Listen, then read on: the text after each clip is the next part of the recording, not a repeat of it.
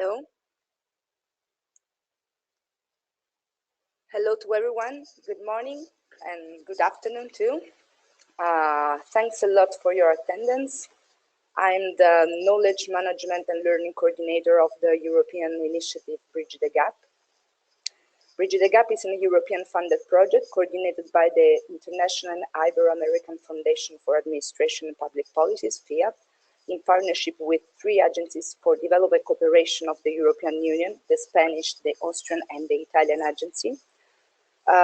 Partners of the project are also 2 international NGOs, the European Disability Forum and the International Disability and Development Consortium. The project aims to contribute to the socio-economic inclusion, equality and non-discrimination of persons with disability through more inclusive and accountable institutions and policies. Bridge the Gap has developed as a comprehensive 3-pillar knowledge management strategy, and this webinar training cycle is proposed in the framework of the 3rd pillar of the strategy, learning spaces to learn and train. This cycle will gradually explore the different cross-cutting issues taken into consideration by the project, and it aims to foster a culture of disability mainstreaming in development and to define an homogeneous approach to the project cross-cutting topics. The session of today is the first webinar of the training cycle, and it focuses on understanding of the CRPD and analyzing its principle and structure. The session starts by explaining the concept of disability as fundamental step to understand why the CRPD is a necessary human rights tool. To help us to understand what I said now, today we can count on the experience and the knowledge about this important topic of An-Sofie Leenknecht, the Human Rights Coordinator of the European Disability Forum, one of the partners of this initiative. Well, before leaving the floor to An-Sofie, I would like firstly to thank you, An-Sofie, for your participation and give you some technical tips.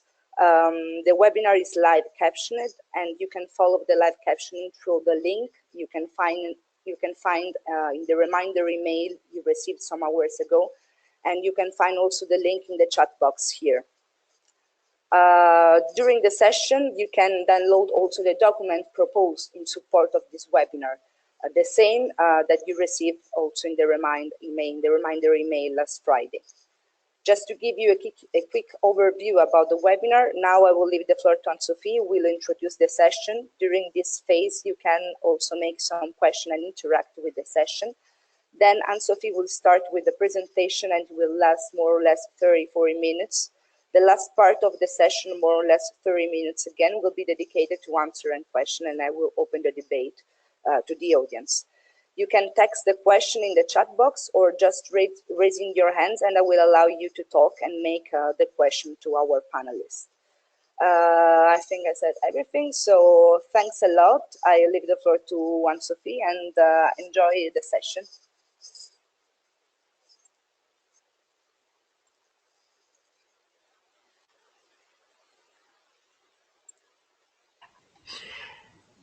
Thank you very much, Alicia. Good afternoon, everyone. I'm An-Sofie Leenknecht of the European Disability Forum, and I'm here in the room together with Alicia. And I'm very happy to talk to you this afternoon at this webinar on the UN Convention on the Rights of Persons with Disabilities and its principles and attributes. I want to thank Alicia and the organizer of Bridging the Gap for giving us this opportunity. And I have a PowerPoint presentation that I hope you all can see. Okay, so maybe first some words on the European Disability Forum itself. The European Disability Forum is a European-wide organization of people with disabilities. So we basically have member organizations both at the national level in each of the EU member states, but also at the European Union level. So there's organizations that really specifically look and represent people with disabilities from a specific group, such as, for example, Autism Europe, there's European Union of the Deaf, or Inclusion Europe, representing people with intellectual disabilities. So altogether, we have 98 member organizations, and we represent about 80 million people with disabilities in Europe. And so we aim to have within our membership really the full diversity of people with disabilities. So we have blind people, deaf-blind people, people who are deaf, people who have intellectual, psychosocial disabilities, and also people with physical disabilities. And so our main aim is really to promote their human rights, both at the European Union level, but also at the international level. And so as Alicia was saying, today I will introduce to you the UN Convention on the Rights of People with Disabilities. And so during my presentation, please do not hesitate to ask us questions. We will aim at answering all of them.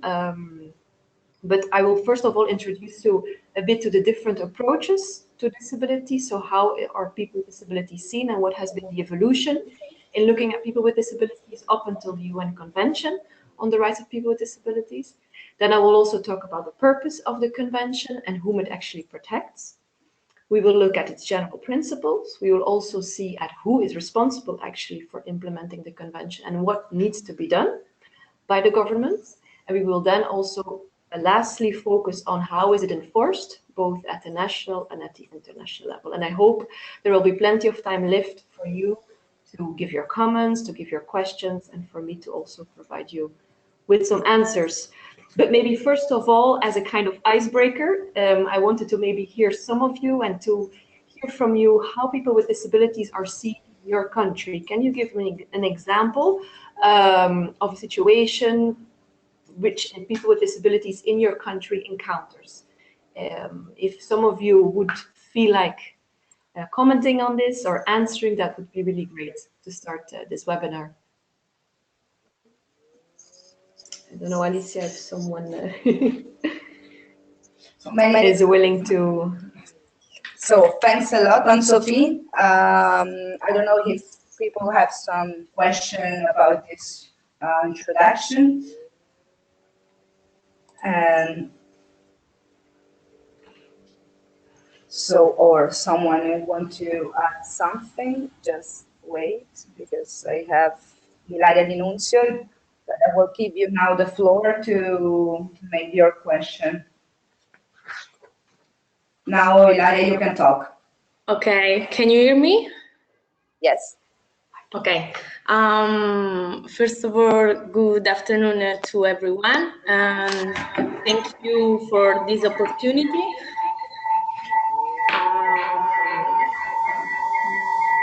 Sorry. Oh, it's very okay. I'm calling. Well, I'm in the webinar from Guinea-Bissau. I'm working here with the Italian NGO IFO, and we are working on a project for women with disability in particular, or people with disability, but in particular women. And just to answer, like, I think that this webinar is very important because here, for example, the situation of people with disability is very difficult. For example, yesterday I was in a village here, and one reaction of, we were discussing about people with disability, and one reaction was that they are spirits from somewhere, and they have to, sometimes they just have to die because this is what God is saying, or something like that. So I think that where in Africa in particular, there are a lot of situations like this, and I wanted just to share this situation. We are doing some, like, a lot with IFO, with other NGOs here. We are trying to do some technical training for governments about the convention and about our role, their role, like they have responsibility, like civil society, and we are working here with the National Federation of Association of People with Disability. So I wanted just to share our work here, and thanks, just say thanks for this opportunity.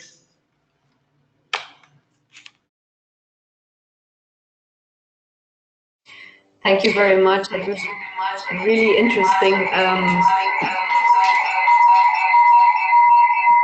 we are a bit too close to each other, Alicia and I think so. There's a bit of resonation. Thank you very much for this input. And it really shows a bit what I want to explain to you, that actually disability, how it works, there's different ways to looking at it. And the disability, how it's actually looked at by the UN Convention, is what we see in the next slide. So maybe I will continue with the webinar now. And I wanted to show you that within the convention, disability is looked at both as an interaction between the personal factors, so the factors that really characterize a person. As you said, the person has a certain impairment, is seen for that impairment. Also, the person might be rich, might be poor, might be living in a village or in the city, might have enjoyed education or not. So these are all the personal factors that play. But then there's also the environmental factors. So the person might live in a city that is not accessible. You know, the city might not be accessible, the public transport might not be accessible, but also we can think of the legal framework. There might not be any legislation in that person's country that protects the person against discrimination. So these would be called the environmental factors. And how the convention really looks at people with disabilities, as they say, disability is an interaction between both the personal factors, so the impairment of the person, and then the environment. And it often results really in the fact that people with disabilities cannot fully participate in society, because society is not fully inclusive and not fully accessible to their personal factors, to their impairment. So this is kind of the basis of how we will talk about people with disabilities in this webinar. And maybe to make it a bit more clear, I have two examples here in the next slides. If I can move them, let's see. So disability as being a result between the non-inclusive society and individuals, we can think, for example, about a man in a wheelchair. I have a picture here on the slide of a man in a wheelchair who stands in front of a huge staircase, and the man has just found a job, but unfortunately he's not able to actually go perform his job because the building where he has to go work has a huge staircase, or, for example, the transport to bring him from home to work might not be accessible. So this is an example of how we see disability. The same is true, for example, for a deaf woman who has to go with her child to the doctor. And as long, of course, as there's no sign language interpretation provided, she will not be able to communicate with the doctor. So these are some kind of examples of how we look at disability. However, it has not always been this way that society looked at disability. We have actually, the approach to people with disabilities have been changed over time. And here in the next slide, you really see the four main approaches that society takes or has taken to people with disabilities in the past up until today. So there's a charity approach to disability, then there's the medical approach, the social approach, and the human rights approach.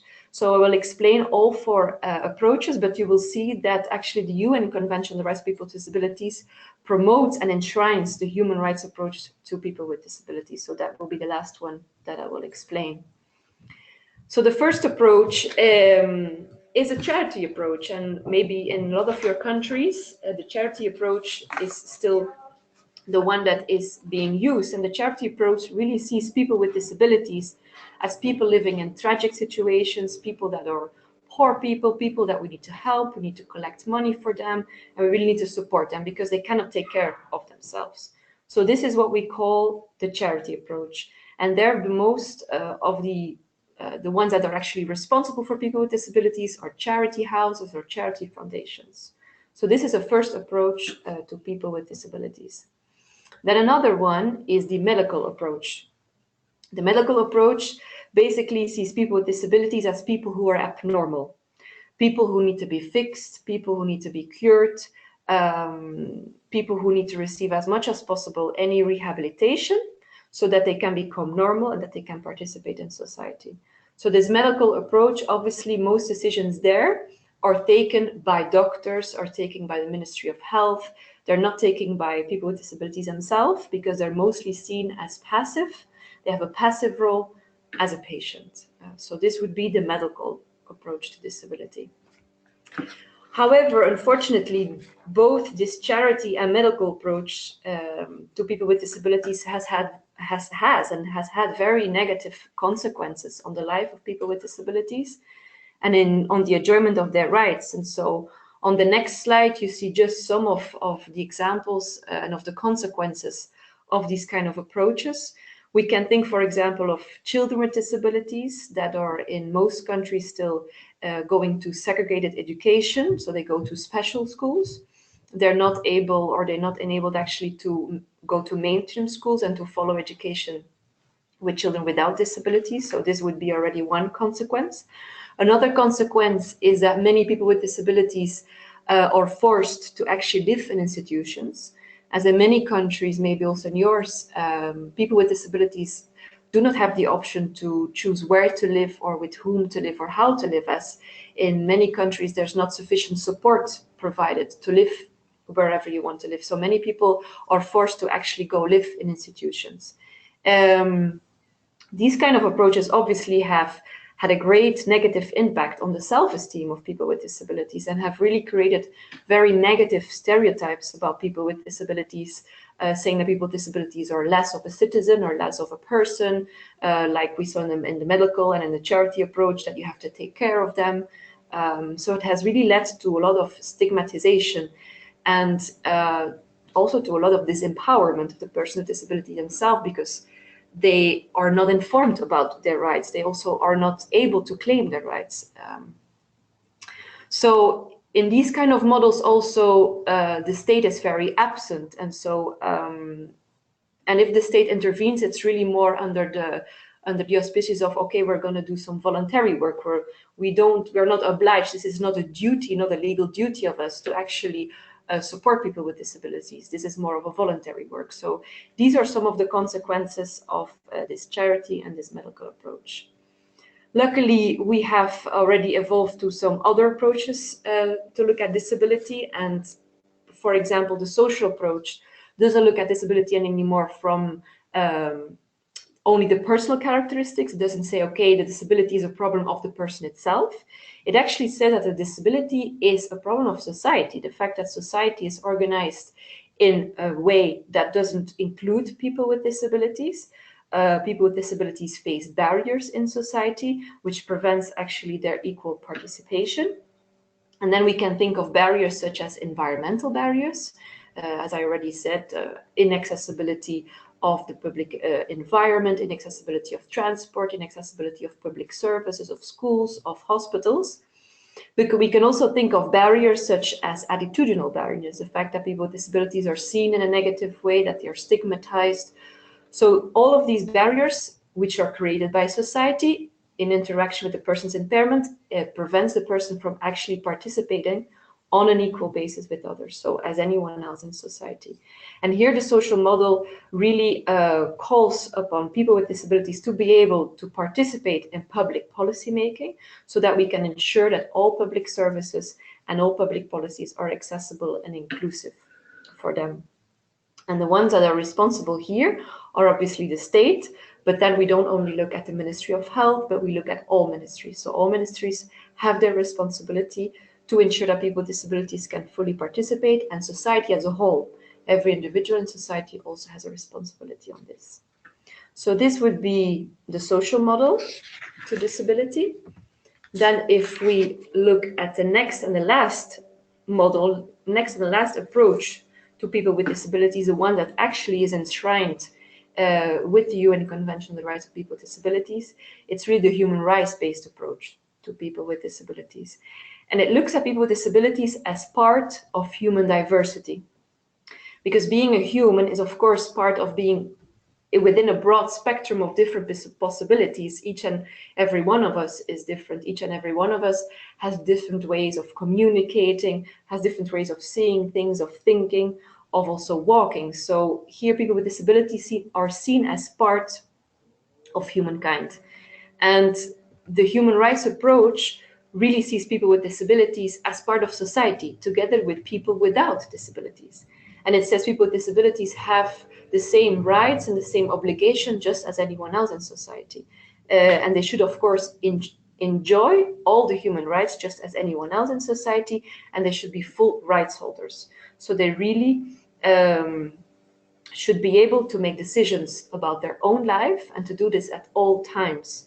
One of the very important concepts that might come in another webinar is the concept of equal recognition before the law. The fact that people with disabilities at all times should have their legal capacity, because many people with disabilities today are denied their legal capacity, and this means that their legal personhood has been taken away, which prevents them from taking any legal decision in their lives. They cannot sign an employment contract, they cannot decide to get married, they cannot decide to sign a lease contract when they want to rent an apartment, for example. So the convention really, as one of its main rights, says that people with disabilities at all times should have their legal capacity, should remain within their legal personhood, so they can make decisions to organize their own life and to be able to be fully included in all activities of society, be it school or family life, community life, work. All laws should be enforced so that they are able to fully and on an equal level with others be able to participate. So here again, the ones that are responsible are the state, obviously, and all ministries that are within the state, and also society as a whole. So these are the 4 approaches to disabilities that, as you have seen, have evolved over time.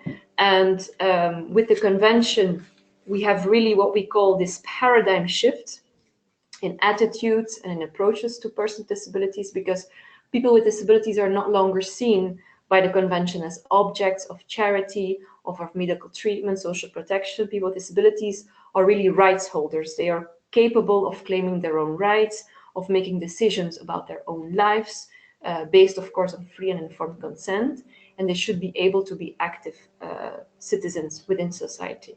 So this is the human rights-based approach to disability. This is the one that is enshrined in the convention. And if we turn to the convention itself now, you can see in its Article 1, where it states that persons with disabilities include those who have long-term physical, mental, intellectual, or sensory impairments, which in interaction with various barriers may hinder their full and effective participation in society on an equal basis with others. So this is really a key article within the convention. It's not quite a definition of disability, because also the convention in its preamble, so in the text of the convention that goes before the articles, the preamble of the convention, it states that disability is actually an evolving concept, is a concept that changes over time, that might change over time as societies might become more inclusive. But it might also change from how you see disability, might also change from society to society, because some societies might be more accessible and more inclusive of people with disabilities than others. So this Article 1 really reflects the human rights-based approach to disability. And important here is also to state, or to look at the word include, where it says people with disabilities include those who have. So it's to say that this article does not have an exhaustive list of who is a person with disability today, but that, of course, other people with disabilities can also be considered having a disability, and it might not be included in this list. So this was Article 1 of the convention. Now, when we turn a bit more to the convention itself, and maybe just some words on what is actually the UN Convention of the Rights of People with Disabilities, then I would like to tell you that it's an internationally agreed document that recognizes the universal human rights standards on the rights of people with disabilities. So we often say that it supersedes all other and older instruments that talk about the rights of people with disabilities. In Europe, we can think of the European Convention on Human Rights, or all other national or European legislation that predates the CRPD should actually be interpreted and applied in light of the UN Convention on the Rights of People with Disabilities, as this is the latest and the most universal legal instrument that enshrines all these human rights standards of people with disabilities.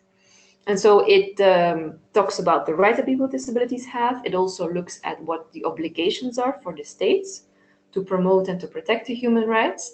And it also sets out what are the ways of implementing the rights that are enshrined in the convention and how to monitor them, both at the national and the international level. But that I will explain to you a bit further in the webinar.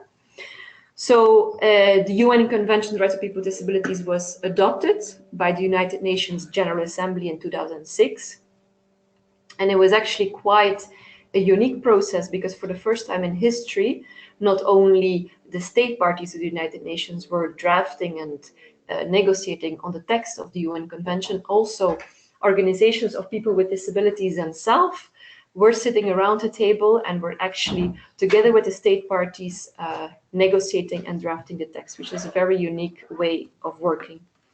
And so the United Nations Convention was open for signature in 2007, and already, very many countries have ratified the convention quite quickly. And so today we have 176 countries already worldwide that have ratified. And within Europe, we have universal ratification of the UN Convention because since 2 weeks, we have all EU member states that have ratified the convention. And also we have the European Union itself that also has ratified the convention, also for the first time in its history. So this is a little bit on the history of the convention itself. And then when we turn to Article 1 of the convention, it talks more specifically about what is the purpose of the convention. And there it reads that the convention is there to promote, to protect and ensure the full and equal enjoyment of all human rights and fundamental freedoms by all persons with disabilities, and to promote respect for their inherent dignity. So this is really what is the purpose, what is the meaning of the UN Convention. And when we look at the word promote, protect, ensure, we can think of to promote all human rights by people with disabilities is really that states have to take all actions to uphold the rights of that are enshrined in the convention. And to protect means actually the state should ensure that no one is denied all the rights that are enshrined in the convention. So also third parties should make sure that they do not discriminate against people with disabilities. And to ensure is, of course, that the state has to take many proactive measures so that people with disabilities actually have access to all of the rights that are written down in the convention.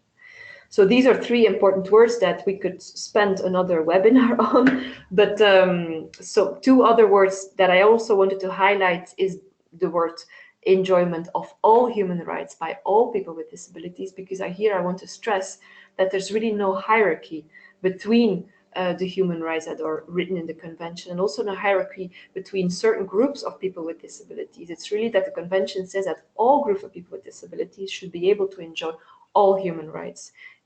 For example, children with intellectual disability or deaf children, they equally should have access to mainstream inclusive education, or people with psychosocial disabilities and people with people living with a wheelchair should equally have access to be living in the community and to live where they want and with whom they want. So really there should not be a hierarchy between certain groups of people with disabilities and certain groups of rights. So this is also a very important thing to consider. And so when we turn to whom is actually protected by the convention, we already said it, and then we turn back to this concept of disability that is enshrined in Article 1. And here, as I already said, the convention really covers the diversity of people with disabilities. So it protects people both with physical disabilities, people with intellectual, psychosocial disabilities, people who are blind, who are deaf-blind. So whenever you undertake anything on the rights of people with disabilities, it's important to think of this diversity, of people with disabilities and try to support all these different groups. But then I also already wanted to tell you that the convention looks more into depth into specific groups of people with disabilities, which are women and children with disabilities. They each have a specific article within the convention. For women with disabilities, it's Article 6 of the convention, and for children with disabilities, it's Article 7. And so, because of course they have recognized, as there are other groups also, but they have recognized for women and children with disabilities that they are even more at the margins of society, and they have even more difficulties for enjoying their human rights. So it's important in the actions that everyone is undertaking, so the state, but also third parties, that you mainstream the rights of women and girls with disabilities and of boys with disabilities, and that you also undertake specific actions to ensure that they're always included in anything you undertake. Of course, there's other groups of people with disabilities that we have to pay particular attention to. There's older people with disabilities that face specific barriers Very recently, also my organization has started working on refugees with disabilities, which is another group within Europe that face many barriers to actually be included in all the public services that are out there for refugees in general, that have obviously more obstacles than others also to participate in education, in work. So there's obviously many different groups of people with disabilities that we have to think of when we work on this issue. Now, another very important article within the convention is Article 3. And Article 3 really looks at what are the principles of the convention, which basically means is what is the basis that you have to take whenever you're undertaking any project, whenever there's any proposal for new law, for new policy. These kind of principles have to always be respected. They also apply to all of the rights within the convention, so to all of the different areas of life, and they are connected with each other. So really, this is one of the most important articles within the convention, and this is really something to look at whenever you're doing anything on the rights of people with disabilities. And for example, we can read that one of the principles is the respect for dignity and individual autonomy.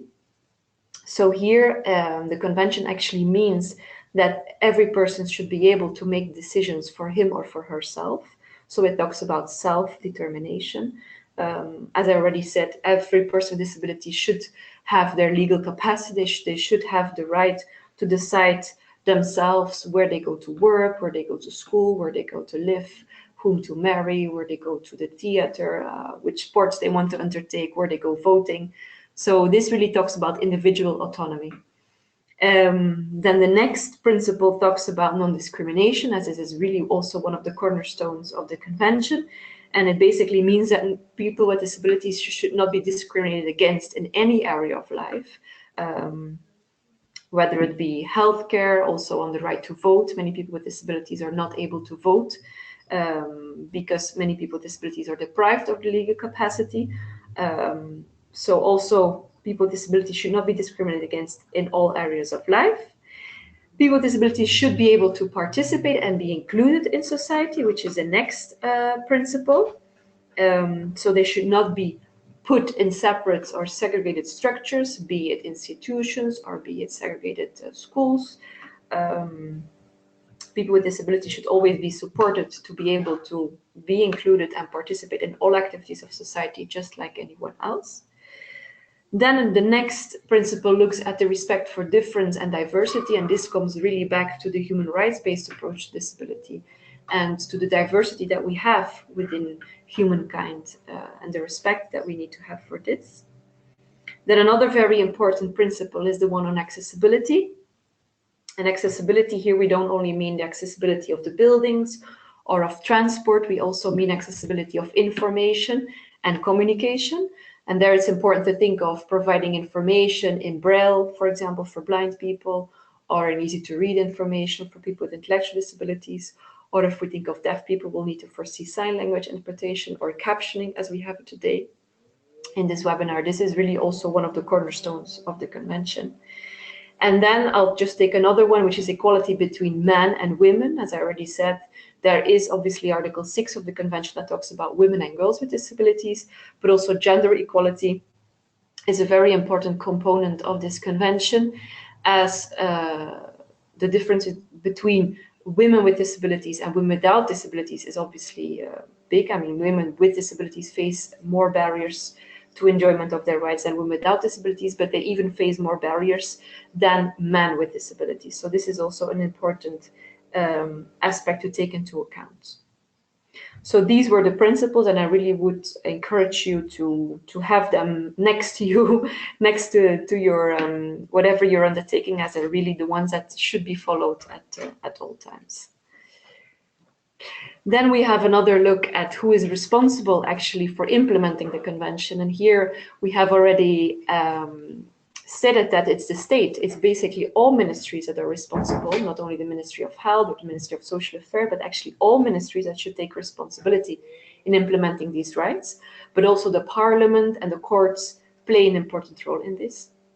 And the state basically has to ensure that all of its government, its parliaments, its justice system works to implement the convention, but that also the private sector The business sector, the private sector does not discriminate against people with disabilities. Also, that all professionals working in the justice sector, in the police sector, in the teaching sector, in the health sector, that basically they respect the UN Convention on the Rights of People with Disabilities, and that of course all of society is awareness is being raised on this, and that everyone does not discriminate against people with disabilities, basically. And you can give an example how the state has to ensure that, for example, the business sector should not discriminate against people with disabilities. When we think of an employer that wants to employ a new colleague, then obviously the employer cannot say, but you have a disability, so I'm not gonna take you. You're not suitable for the job because of your disability. This would be discrimination, and so the state has to ensure that does not happen, and it can ensure this by adopting non-discrimination legislation. So these are really the different actors in society that are responsible for implementing the convention. And what needs actually to be done? Very many different things needs to be done. And here we can look at Article 4 of the Convention, which looks more specifically at what are the general obligations. And so what are the general obligations? What needs to be done by the state is obviously the state needs to look at all of its legislation, at all of its policies, and it needs to see where it discriminates against people with disabilities. And for these laws and policies that actually discriminate, they have to change them. They have to change them. They might also have to adopt new pieces of legislation, and they also might have to look at mainstreaming the rights of people with disabilities within all relevant laws and policies. So this is one of the first things that a state should do for implementing the convention. Then also the state should raise awareness on the rights of people with disabilities, and of course on the human rights approach to disability. It's important that society as a whole is aware that people with disabilities are, just like anyone else, citizens with rights and with obligations. And the state should also provide and fund training for professionals. As we already said, professionals both in the justice, in the police sector, in the health sector, in education, employment sector, trade unions, for example. They should all be trained in what is the UN Convention and what is this human rights-based approach to disability. It's also important that more research is undertaken on the rights of people with disabilities, as today we still really lack a lot of information on who are people with disabilities, what are the support needs of people with disabilities. Also, research should go in making certain goods and services more accessible, as this will allow, obviously, people with disabilities to participate fully in society, to take a public transport, to take the train to another country, to be able to go to the ATM and take out money just like anyone else. So also goods and services should be made accessible. The state also has to make a priority of collecting data on people with disabilities, and this data should always be disaggregated by gender, but also preferably by age. We really have a huge gap also within Europe on data on the rights of people with disabilities. Obviously, the state also has to strengthen its own institutions, its own ministries, its own courts, for example, by training on the UN Convention. Also, national human rights institutions should receive the necessary training and the necessary funding to work on the convention. And lastly here, the state should also build the capacity of organizations of people with disabilities and people with disabilities themselves. So they should inform them about the rights they have, about how they can claim their rights. And they should really build the capacity and fund organizations of people with disabilities to be able to meaningfully participate in policy making. So these are some of the examples of what the state needs to be done. There's probably other ones that you might think of, but these are really some of the main ones that the state needs to be doing when it's implementing the UN Convention on the rights of people with disabilities. I'm just going to have some water. And another thing that the state has to do, which is very important, is to let people with disabilities and their representative organizations participate in the development of new legislation, of new policy. As I said earlier, people with disabilities and their organizations were sitting around the table in New York when the UN Convention was drafted. And from that time comes actually the slogan that you might have heard, "Nothing about us without us," which is really a call of people with disabilities themselves to be involved whenever the others talk about their lives, basically. And so the convention has really enshrined this right and this call in both Article 4 and Article 33. Article 4 looks more generally about the fact that people with disabilities should always be closely consulted and actively involved through their representative organizations in all decision-making processes that the state undertakes. So if the state is adopting a new law, is drafting a new policy, or is monitoring how its implementation is going, from the very beginning until the very end, people with disabilities, through their representative organizations, should be involved in this process. And this at all levels of policy making, be it at the international, the regional, the national, and the local level. So this is really one of the key articles of the convention also. And the convention states the same for monitoring of the convention, so also in the process of monitoring what the state is actually doing to implementing the convention. Also there, people with disabilities and their organizations should be fully involved and fully participate in this process. Now we're almost getting to the end. And so just a few words on how the convention is actually enforced. Also here again, we could talk about this much longer. And if you have questions, please do not hesitate to ask them. But the convention is enforced at the national level in two different levels. So you have, first of all, the enforcement through implementation. So who's responsible for implementing? We already said it's the state. And what the state basically needs to do is they have to appoint a focal point within its government, the one that is responsible for implementing the convention. So you can have a main one, but then of course you can have smaller focal points within all the other ministries, because as we also said, all ministries will have some responsibility to implement the convention. And it's very important that this focal point sits at a strategic place within the government, preferably at the level of the Prime Minister or within the Ministry of Justice, as it's important obviously to promote the human rights approach to people with disabilities. Too often still in Europe and also at the European Union level, we see that the focal point is still sitting in the Ministry of Health or in the Ministry of Social Affairs, which kind of brings us back more to the medical approach to people with disabilities. So it's important that this focal point sits within the Ministry of Justice, for example.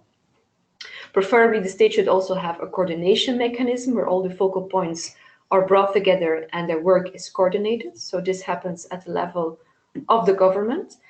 Then there's also responsibility to monitor the implementation of the convention. This happens with an independent monitoring framework that the state has to establish, has to appoint. In many countries, this is the National Human Rights Institution, or it can also be the Ombudsman that will look at how the state is doing in implementing the convention. And there again, as I said before, it's very important to involve people with disabilities and their representative organizations and other civil society organizations in this monitoring exercise. And then at the international level, I just wanted to mention to you that there is, of course, the United Nations Committee on the Rights of People with Disabilities that meets twice in Geneva per year. And so this committee is a group of experts that really revises how every country is doing with regards to the implementation of the convention. So they receive state reports and they go have a general constructive dialogue with the state, and they make also recommendations on how states can improve on the implementation of the convention. But the committee can also receive individual complaints. So if an individual feels like their rights are violated, then they can also write to the committee, and the committee can also investigate that. That happens under the optional protocol to the convention, which is an additional legal instrument to the UN Convention, which gives these rights to these individuals. So this is really, in a snapshot, an introduction to the convention, to its principles, its attributes. I hope it was helpful for you. But please, I'm open. As I said, we will aim at answering all, but if not, please do not hesitate also to send us what you might have afterwards. I have included in the slides my email address. So you're welcome to send me an email, to drop me a line, and to continue this conversation. But thank you very much. Thanks a lot, An-Sofie, for this really interesting presentation. So I think that we really understood how much is important the convention and how much is really changed the approach. And let me just say that finally we are on the right way. And the work, maybe it's still long, but we are really on the right way. And for the first time, I think that we have a strong and useful tool to refer to. So thanks again, An-Sofie.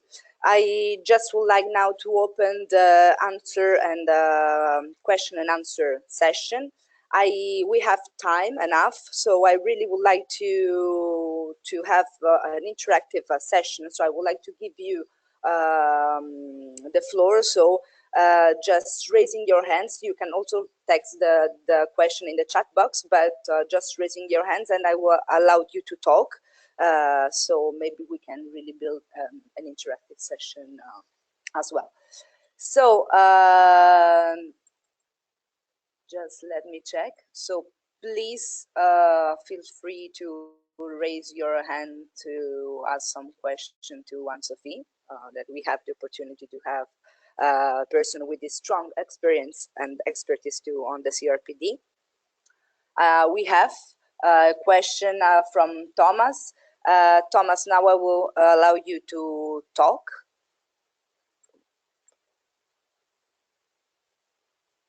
Sorry, I lost you.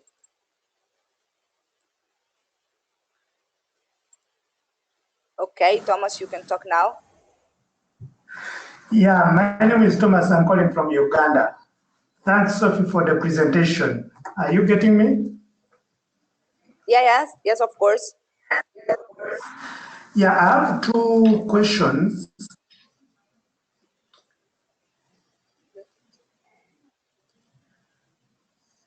So please let's talk because we can hear you.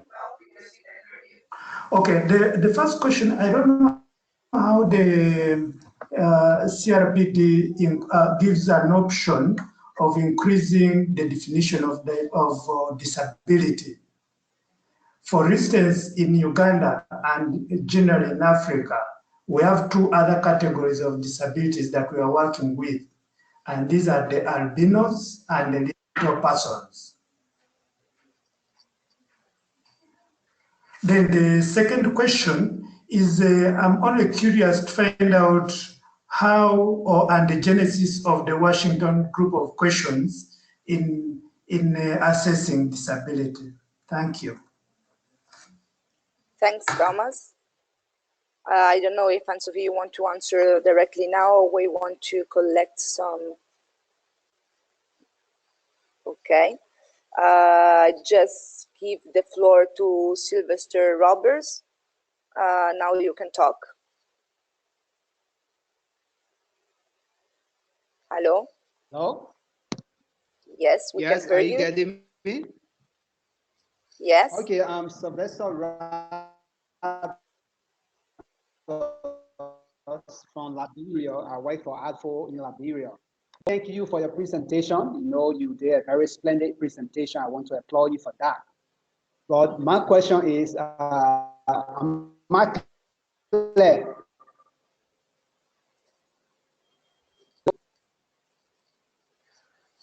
I'm sorry, but we can Hello? hear you. We can hear you. The sound is really bad. Can I ask you to text the question in the chat box and we will answer you directly, reading your question. Sorry, in the chat box. So I will try now to give the floor to Sunday. And please, sorry, Sylvester Roberts, you can text your question in the chat box. Now, Sandy, I give you the floor, allowed you to talk. Okay, thank you, Alicia. My question is, first, you mentioned about 176 countries that have ratified the UNRCPD.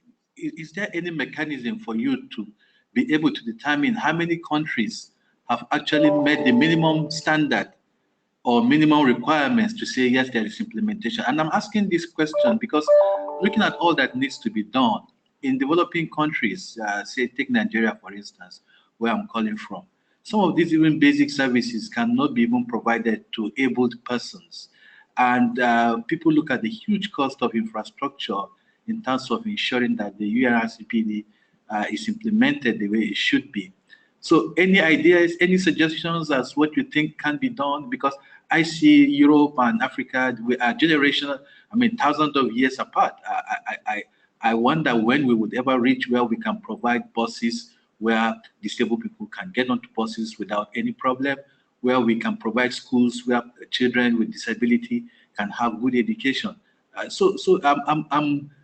While this is all good, I'm all for it. I'm really struggling to understand in where I live how this can be ever practicable. Thanks a lot. I don't know if you want to start answering, An-Sofie, or we continue with the questions. Maybe one more. So I give you the floor to Andrea Fichtmüller. I'm sorry for the pronunciation. So now you can talk, Andrea.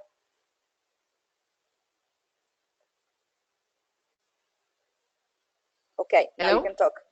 Hello. Okay, thank you. Yes, calling you from Abilis Foundation, Finland. We are supporting DPOs in the Global South, and we have a case in Tanzania where we are not quite sure how to advise them. DPOs have grouped together to form a consortium, and they have written the shadow report, so the alternative report.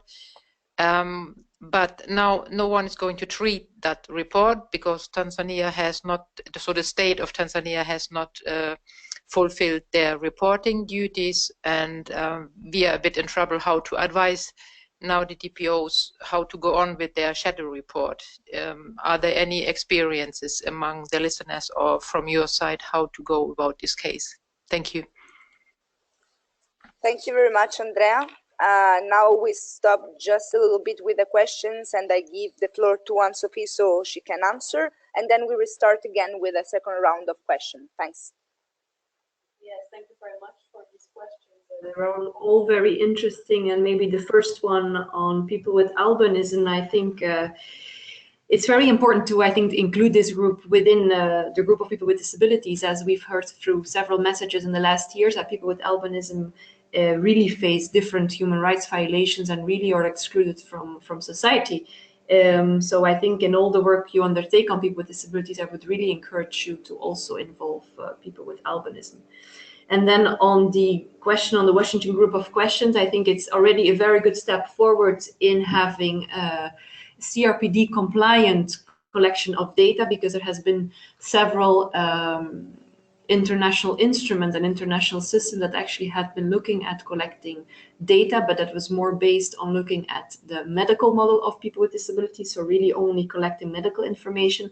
And I think that the Washington group set of questions is really a step forward in the good direction. So also here within the European Disability Forum, within my organization, we really promote this set of questions. So I would encourage you to continue working with them. Then the question regarding the fact that what would be the minimum standards and which countries actually have already implemented at a minimum level the UN Convention. I think it's a very good question. And I think, as you said, the situation differs very much from country to country and from continent to continent. And a good way of finding some inspiration and maybe finding some good practices also, or finding some minimum standards that can be applied everywhere, is to look at the concluding observations that the UN committee is making to all the different state parties. And there you will see that actually many state parties still face the same difficulties, still face the same issues, that people with disabilities in many countries are not able to vote, that many children with disabilities in many countries are not able to go to mainstream education. In Europe, it might be because we have such developed and well-resourced special education that it's very hard to make the shift to mainstream education. And in countries, maybe in Africa, it might be that there's no schooling at all. But so I think that even if the context is very different, the recommendations that we should take and that we should take forward are kind of the same. And then the question on the alternative report in Tanzania, I think it's really to applaud that the DPOs have come together and already have drafted an alternative report. It really shows that they're very proactively monitoring what the state is doing. Now, if the state, if I understand it well, if the state has not submitted its report to the UN committee itself, that indeed is problematic, and I would really encourage you maybe to contact the UN committee and its secretariat in Geneva itself, to maybe ask them how they have faced this problem and how they have encouraged other states to actually submit. But I think the fact that there is this alternative report from the DPOs itself is already a very good instrument at the national level to encourage and to really urge your government itself to submit its national report. And I think you should not wait for the review process to start in Geneva to actually already use your alternative report, all the data that you've collected, all the recommendations that you have put in this alternative report to also already change policy already from tomorrow on. So.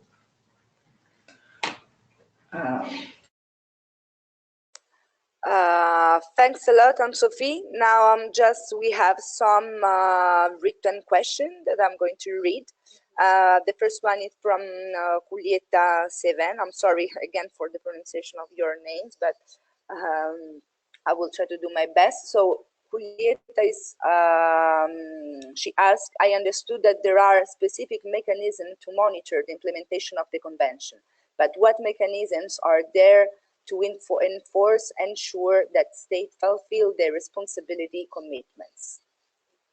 And then we have also another question from Parthipan, and he said, I observed the persons with mild physical disability, like polio and visual disability, receive maximum participation in DPOs and advocacy. Several disabilities like spinal cord injury or stroke really struggle to access to basic government scheme and benefits. The CRPD have any special provision to include people with severe disability? Then I suggest you to just give the answer to this question, and then I will give the floor again to the audience. Thanks a lot. Yes, thank you very much for these questions. So the mechanism to monitor indeed and to really ensure that the state is actually implementing correctly the convention, as you already said, is at the national level the monitoring mechanism that really should have the competence and the mandate to issue recommendations on how the state should implement the convention and to really follow closely what the state is exactly doing and to go have meetings with the government, of course, in cooperation with the different organizations of people with disabilities, to follow up very closely and to really enforce the government that they're moving forward with this. If this would not be sufficient, obviously individuals can take a certain case also to court at the national level.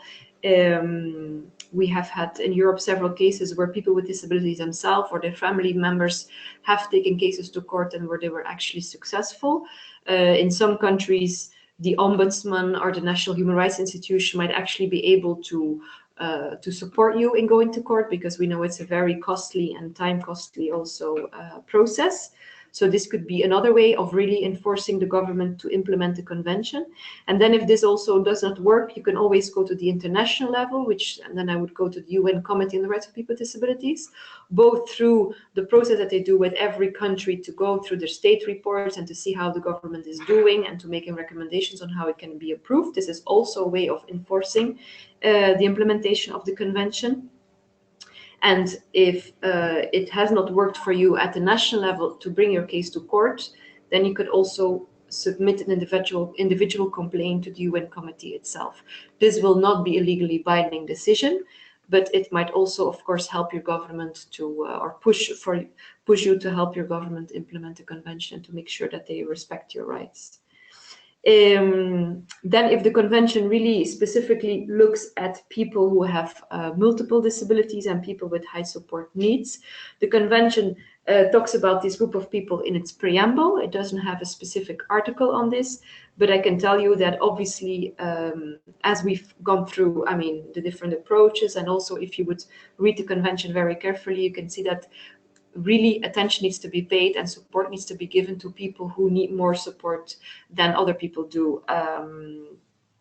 So this is also a very important group that also within the work of the European Disability Forum, we also try to include in all the proposals we make for new legislation and for new policy.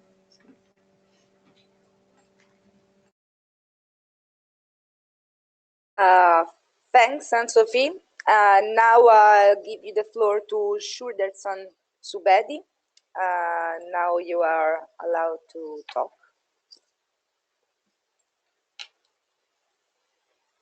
Sorry.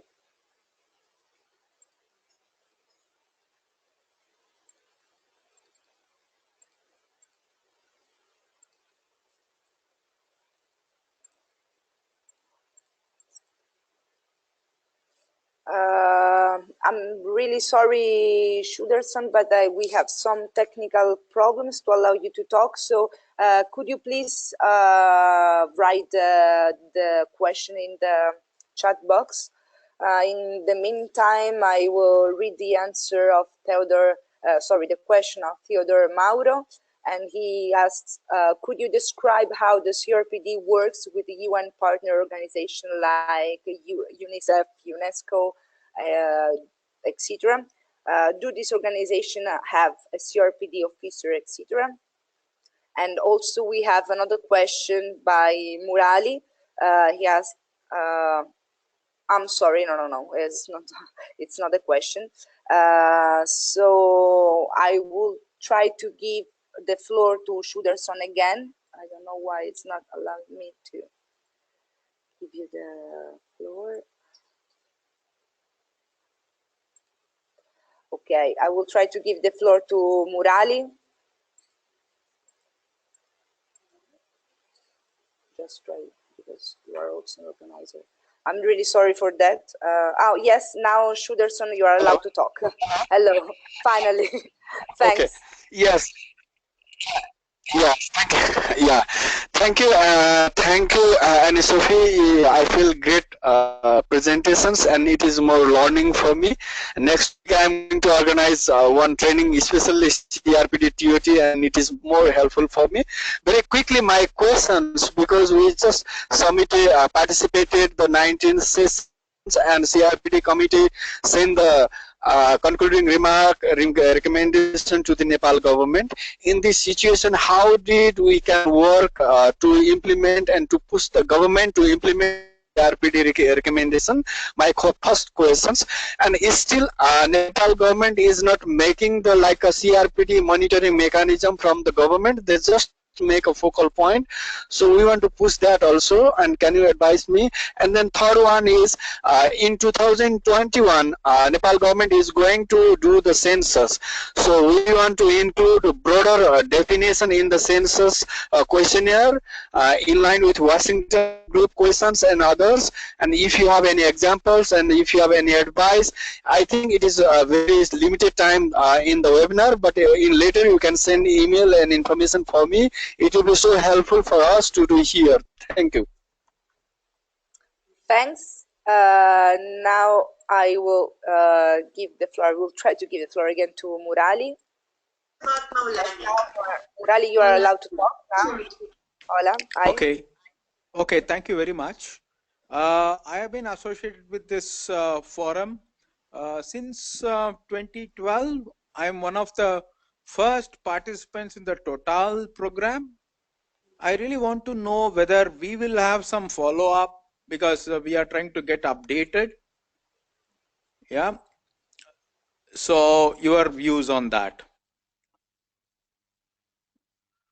Thanks a lot. I will read two more questions. I will read two more questions. One from Sylvester Roberts, and he asks, how do the DPOs or persons with disability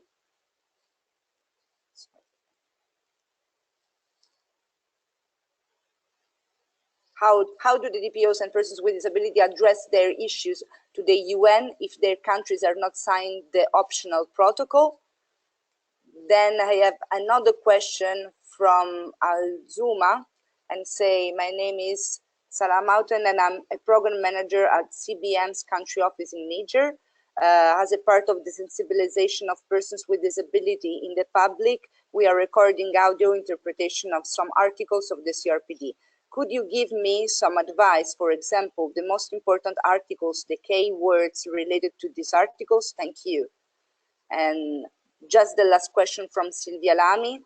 Does the convention have a section of migrants who returns back to their home country who might suffer psychological distress after their return?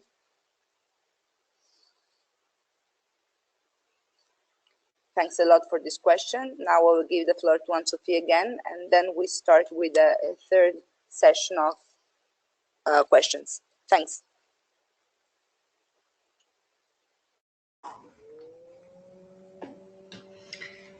Thank you very much. Many interesting questions I will try to answer.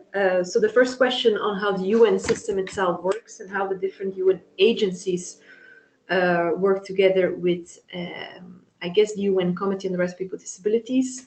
I have to say I don't work for the UN, so I am not so familiar. I work for a DPO here in Europe.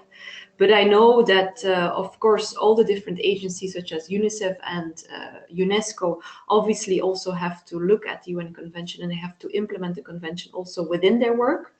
So I would imagine that within the different agencies, for example, in UNICEF, I know that there's people working specifically on the UN CRPD. I would imagine that also in the other UN agencies, it's the same, but I can maybe forward your question to our colleagues of the International Disability Alliance, to which EDF is actually a member, which is an organization of people with disabilities working more at the UN level, at the international level. So I'm sure they'll be able to answer that question in detail. Then from the gentleman from Nepal on the concluding observations that your country has just received from the CRPD committee. First of all, I think you have a very good tool in your hands to actually reinforce the implementation of your convention, and I would advise you to start drafting an action plan on how these concluding observations can be implemented. And so this action plan can really look at each recommendation that the government, that the CRPD committee has made to your government, and it can very detailed say which is actually the responsible ministry and what does this ministry have to do to make sure that this recommendation becomes a reality. So you basically detail the recommendations, and then you really address it. You go talk to the ministry to make sure that it happens. And I would say the same for establishing the independent framework.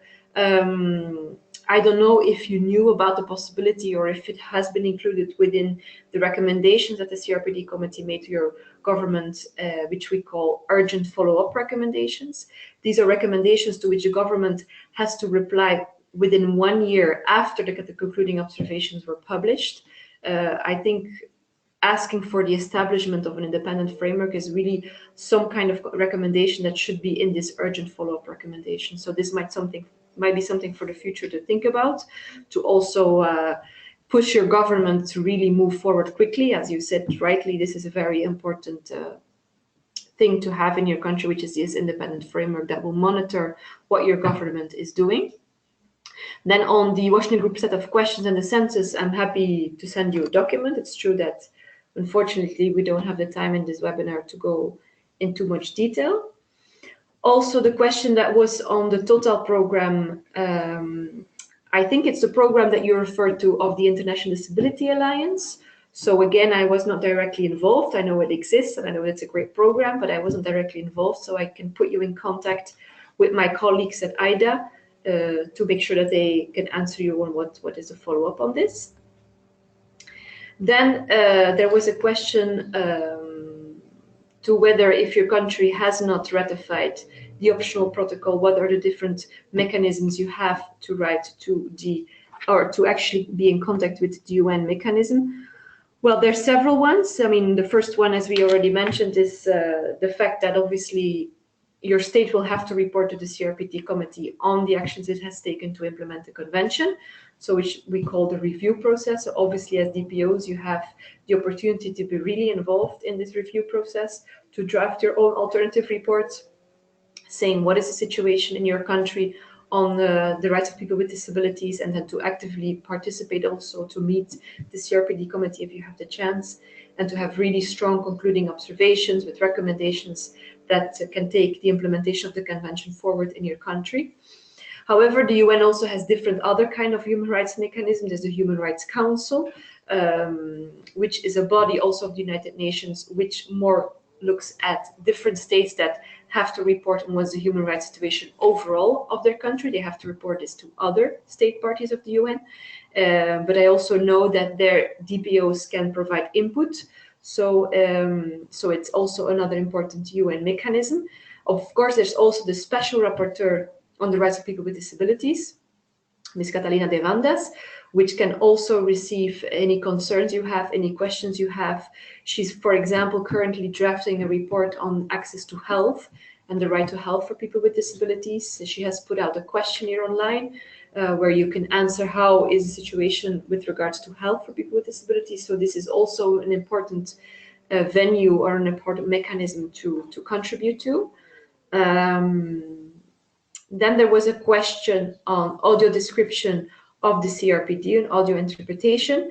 I would really, maybe we can continue this conversation over email, but I would really encourage you to look at the first article of the convention up until Article 5, and then maybe Article 1, 2, 3, 4 are very important. And maybe Article 33 also, but there's so many different articles, so maybe we can have a further conversation over email. And then there was a question, if I understood correctly, on refugees with disabilities and the mental health situation. Obviously, the situation of refugees with disabilities is, I mean, all the rights of the convention apply to refugees with disabilities, and of course also to the mental health situation of refugees with disabilities. So here we have to ensure that refugees that return to their country, that they're able to access all public services, for example, mental health public services, that they are able to access them, that these mental health services are also inclusive of the support needs that they need, that they are also not discriminated when they have to find a job again or have to send their children to school. It's very important to interpret all the different rights of the convention also for this group of people. I don't know if there's any other questions. So thanks a lot for your answers, An-Sofie. Now we have just time for a couple of questions more, and then also I ask you, to An-Sofie, to try to sum up your answers, because we have a quarter more. So I'm just reading two questions in the chat box. The first one is from Ruth. She said, I'm concerned about the registration of persons with disability. I'm in Uganda and I'm working with children with spina bifida and hydrocephalus, but each forum, especially government-aligned ministries, they question about the national statistics, but it's not documented. Could it be a problem with the categorization of disability or a gap in the system to capture the national statistics of persons with disability? Then I have another question from Rehab. Do you think that the local organization for persons with disability can play a great role with the UN in monitoring the state and in for the change of laws and policies? I think, I don't know if I will be able, I just would like to give the floor to Raya for the last question. Please, Raya, now you can talk.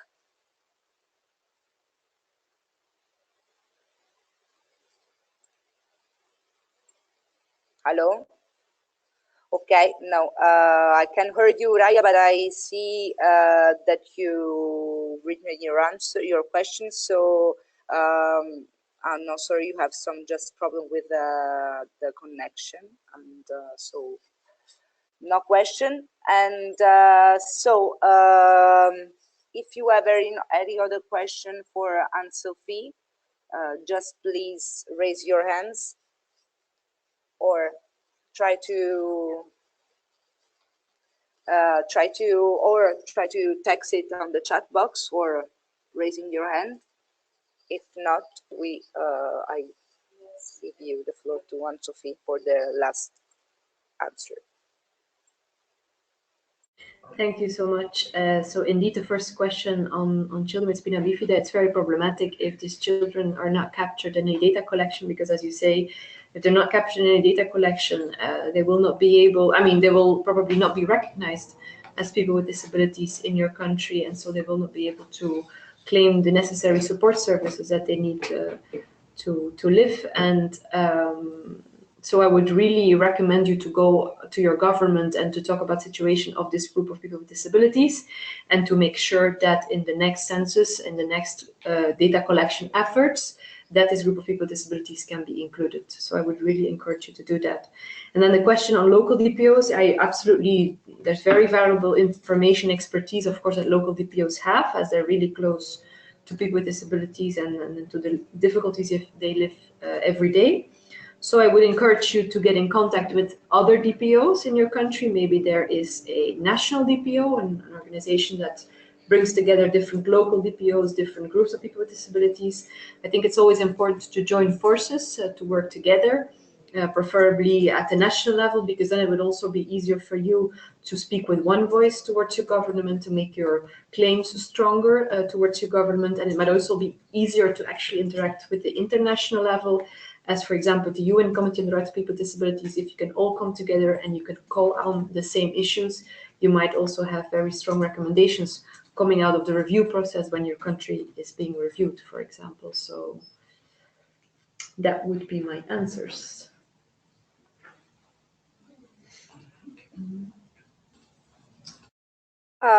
So thank you very much, An-Sofie. Unfortunately, if we have still 10 minutes, so if you have any other question, you can do that now. I'm sorry for some attendees that raised their hand, like Babaya and Kanagas Bapati, but it seems that you don't have the microphone. So I can't allow you to talk. So please just text your question in the chat box.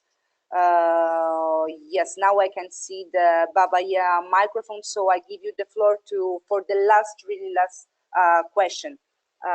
Thank you, Baba. Please, now you're allowed to talk. Yes, I can't get the audio very well. Can you hear me? Yeah, yes, can hear you. Yes, I've just managed to see you. I've had problems getting on. So has the webinar started? Sorry? Have you started the webinar already? Yes, unfortunately, we are going to finish the webinar in 10 minutes. I don't know, maybe you have you had some problems, but don't worry, because tomorrow you will receive the follow-up email with the recording. Okay. So I'm really sorry for that. And if there is someone else that want to just make the last question to An-Sofie. If not, we are going to close the webinar.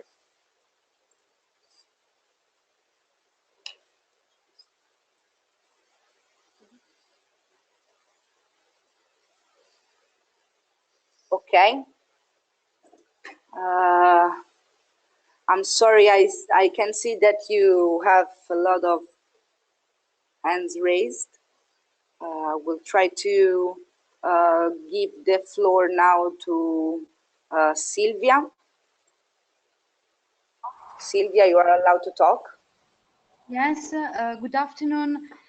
I would like to share with the African colleagues one tools that could be very interesting because during you know, the question,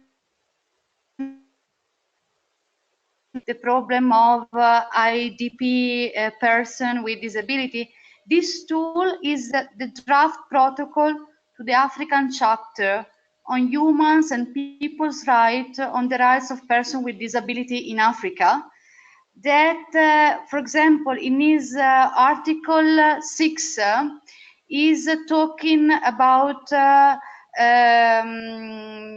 practice like the one addressed to people with albinism, and in its Article 7 talk openly about persons with disability that are affected by war or emergency situation.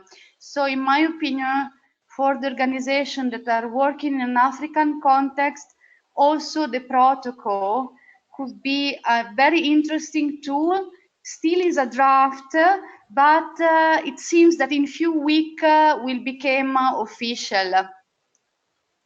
Just to share this important tool. Thanks a lot, Sylvia. I don't know if An-Sofie, do you want to comment on that? If not, I'm going really now to read the last question, and is what could be your perspective as it's related to having many countries having to sign the convention, but less countries signing the optional protocol. What do you think could be a state fair?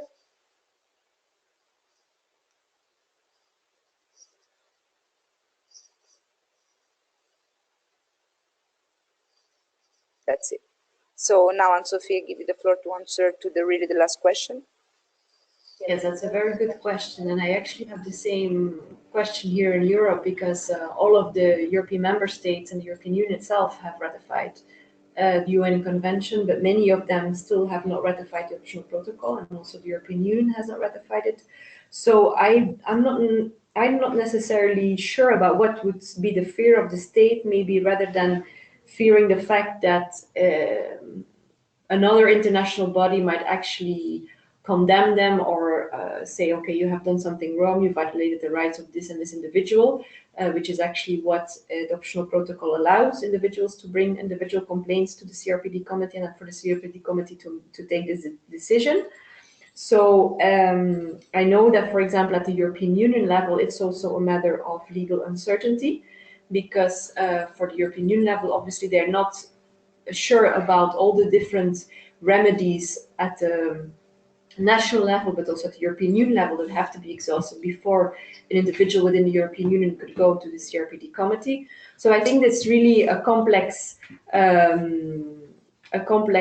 mix of reasons why different countries might not feel so eager actually to ratify the optional protocol. But I think it's something very important to do, as in some countries and also at the European Union level, individuals might actually really, I mean, their human rights might be violated, they might not have any recourse, they might not have any remedy that they can run to. So then it's important, obviously, to have this option at the international level with the CRPD committee.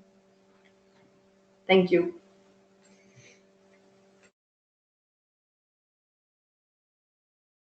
So, well, thanks a lot, An-Sofie, for this really, really interesting session. And I really would like to, we are at the end of our session. I invite you because I saw that there are a lot of raised hands and other questions in the chat box. I'm just asking you because unfortunately we finished our time. So please text your questions to me or An-Sofie, and we are going to answer with pleasure to all your questions. And you can find the email address of An-Sofie now on the screen, and mine in the reminder and also in the follow-up email. So thanks a lot to everyone to join this session. And I really, really hope that you enjoyed the webinar and it was useful to understand really the basic principle of the convention. I would like to remind you that tomorrow you will receive an email, a follow-up email with the webinar recording and all the related documents presented today. And you will receive a survey with the follow-up email. So I kindly ask you to just answer to this survey to help us to improve the quality of this webinar. As I said at the beginning of the session, this is just the first webinar of a training cycle of 12 webinars.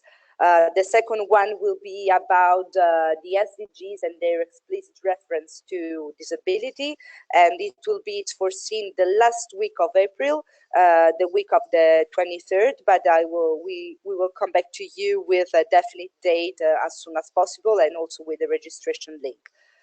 For any other question, as I said, or for if you have doubts, etc.